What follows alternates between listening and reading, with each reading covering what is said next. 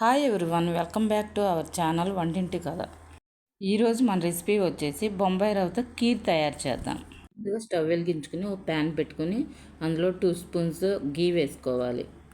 కొద్దిగా జీడిపప్పు, బాదాం, కిస్మిస్, ఎండు కొబ్బరి ఒకదాని తర్వాత ఒకటి వేయించుకొని పక్కన పెట్టుకోవాలి. 1 కప్పు బొంబాయి రవ్వ వేసుకొని దోరగా వేయించుకొని మరో ప్లేట్లోకి తీసుకొని పక్కన పెట్టుకోవాలి. ఇప్పుడు స్టవ్ మీద ఒక గిన్నె పెట్టుకొని అందులో 2 గ్లాసెస్ వాటర్ పోసుకోవాలి. వాటర్ బాగా కాగిన తర్వాత మనం ముందుగా వేయించుకున్న బొంబాయి రవ్వ వేసుకొని ఉండలు లేకుండా మొత్తం కలుపుకోవాలి. 2 నిమిషాలు బొంబాయి రవ్వ ఉడికిన తర్వాత 1/2 కప్పు ఉడికించిన పచ్చిశనగపప్పును వేసుకోవాలి.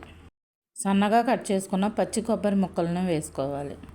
తర్వాత 1 కప్పు పాలు పోసుకొని మొత్తం కలిసేలాగా తిప్పుకోవాలి. కీర్ 2 నిమిషాలు ఉడికించుకొని స్టవ్ ఆఫ్ చేసుకోవాలి.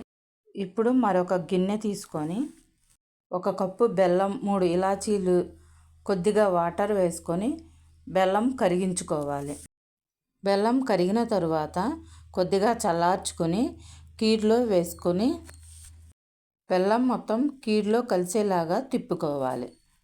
తర్వాత కీర్ని ఒక సర్వింగ్ బౌల్లోకి తీసుకొని మనం ముందుగా వేయించి పెట్టుకున్న డ్రై ఫ్రూట్స్ని కీర్ పైన వేసుకొని గార్నిష్ చేసుకోవాలి.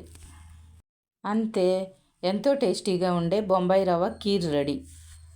If you like this video, please do like, share and subscribe to Vantinti కథ.